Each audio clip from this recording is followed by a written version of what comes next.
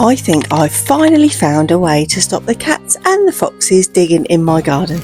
But first I'm sowing my squash, planting blueberries along my fruit fence in the kitchen garden and giving you a quick allotment plot tour. So grab a cuppa and let's get stuck in. Hello, it's pumpkin planting day. So I am going to pop in all of my squash today. So the first thing that I've got is my courgette, and I've got the Patterson Blanc, the roundy coloured ones. Roundy shaped white coloured ones. I want to give them a go this year. We do get a lot of people over at our plot that like give away courgettes, the normal green ones, all the time, so I really don't need to do those. So I thought I'd give something like this a go because it's different. So I'm only going to put 2 of them in and, you know, see how they go, because I don't want loads. And then I've got all of my squash, my pumpkins and my butternut squash to go in. So I'll go through all of that with you. I know I did do all of that in my seed haul back in November, and I think I've spoken to you about them a couple of times. But yeah, I'm going to get all of those in, and I was going to do a little experiment where I planted some out in the ground with the corn, direct sow, but I'm going to start them all off, I think, in pots, because I really don't want to be without any. So I'm going to start them all in pots in the makeshift polytunnel because it's going really well. Now last week, I don't know if you remember, I planted up some of the rich sweetness melons, and look, they will come through. Every single one of them. I was really tough with them because I really thought they were old seed and they wouldn't do anything, but yeah, they're really working well, so that's lovely. I think I've got, out of the broccoli, I think I've probably got 1 actual broccoli growing, which is down in this corner, so we'll see with that. But I've got to move them up here because they're getting a little bit wet actually. So let's move them up there and start getting all these pumpkins in. Now I'm going to try and do my thing where I put certain ones in certain pots so that I know where I am, and I'm going to do 2 of each. So I've got, oh, are they the same? They're the same, right. Okay, so 2 of them, 2 of them. So yeah, I've got the Deal's Giant pumpkins, so I'm going to do them. I've got Jack Littles, so I'm going to do them.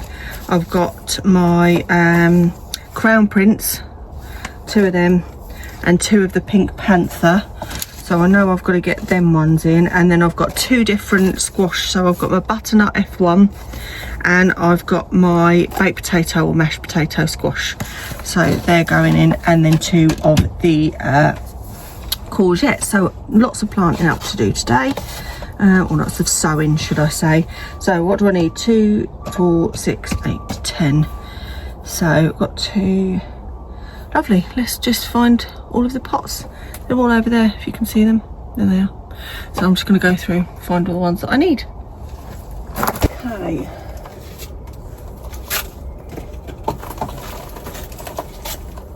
Two of them. I've got the other Mount Follies. Mount Follies are nursery by us, by the way. So I'm just trying to do things in the same pots, although I have got some labels, so shouldn't be too bad. First ones in are going to be the Deal's Giant Atlantic. So let's get my compost sorted.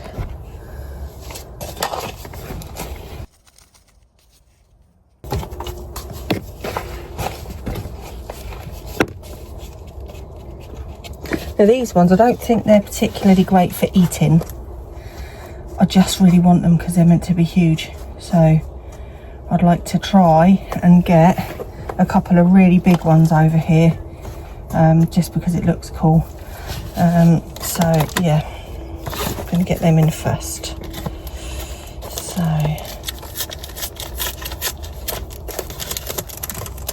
oh, they are big seeds as well. Look at these. Look at the size of those.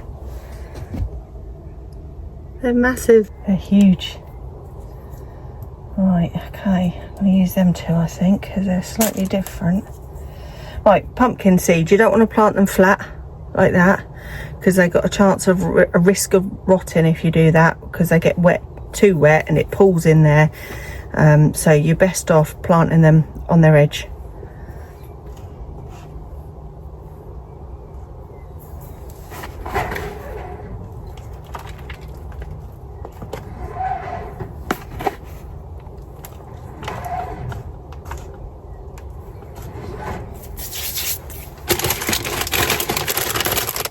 And the other day I helped my friend make a herb garden.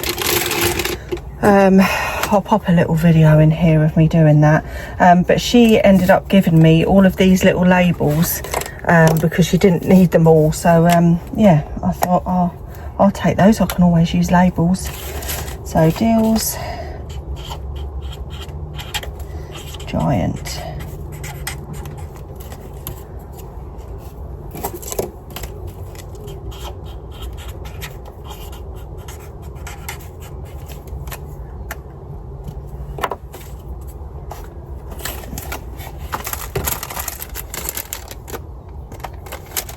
Doing these at this time of year, I mean, I know you can leave it a little bit later, but it just means that I can, if any of them fail or don't come through, I've still got time to do them. So yeah, right, one. Ha ha ha. So now I'm going to do the Jack Littles. These again, they're not particularly great for eating. You can eat them, but they're more for decoration.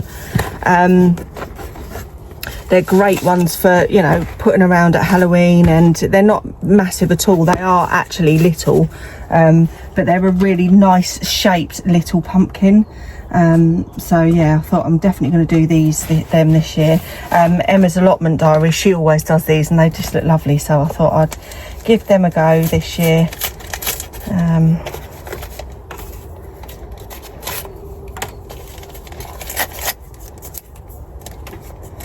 Do you know one thing that, so I like to open things up the right way. Always have done, like packets of crisps, anything that you're opening, I like to have it up the right way. One thing I've noticed with seed packets is they always open upside down. Drives me crazy. Right.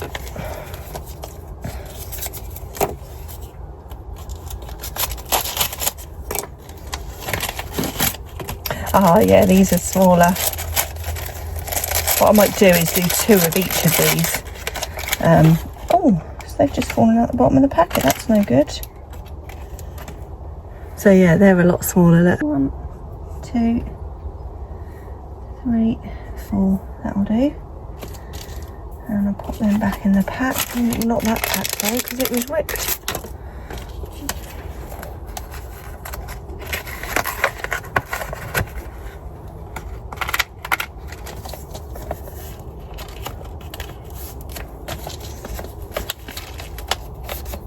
I really like Just Seed.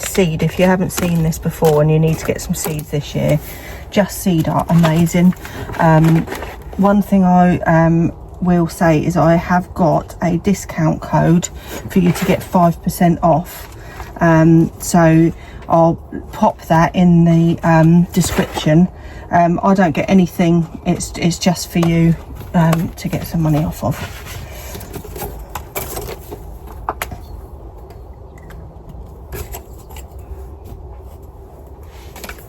Okay, next on the list are the Crown Prince.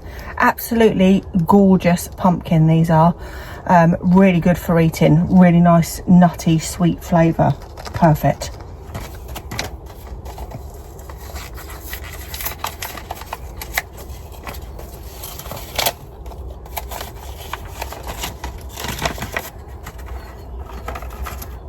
Ooh. They're different. They're white. Oh, I'm really looking forward to these.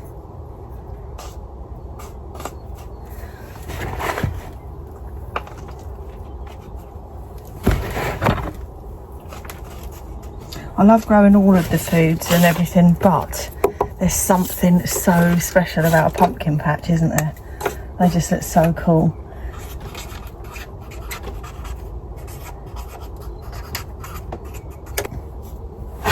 Okay, and last on the pumpkin list is Pink Panther. I've got them for the pure reason that they're pink. No other reason.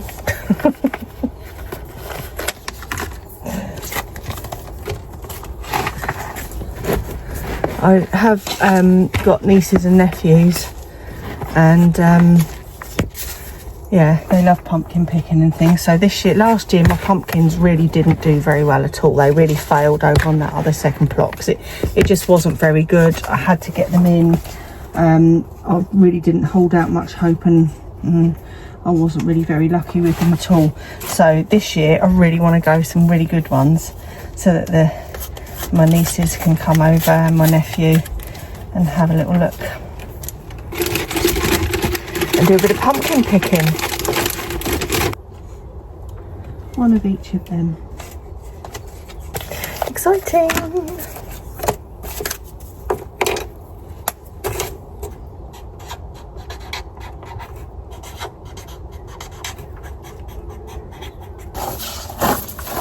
I haven't got any more that are matching really, so I mean I'm labelling them anyway, aren't I?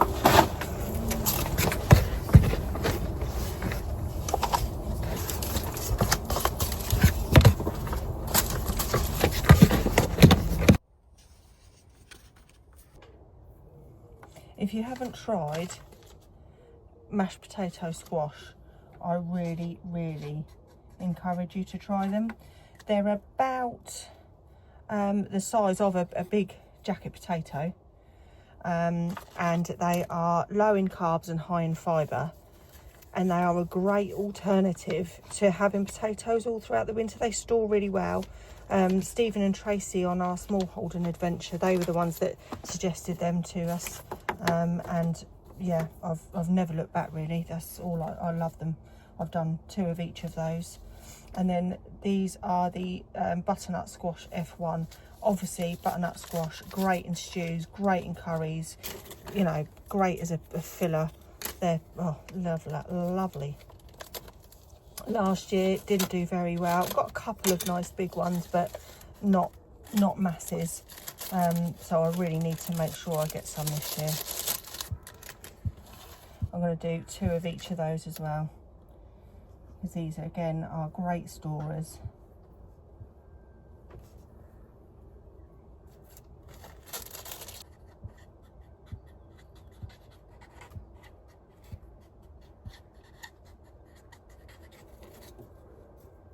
And then last but not least, I need to get these in. So let's find another 2 pots and get them in. And I can give all of that a good water.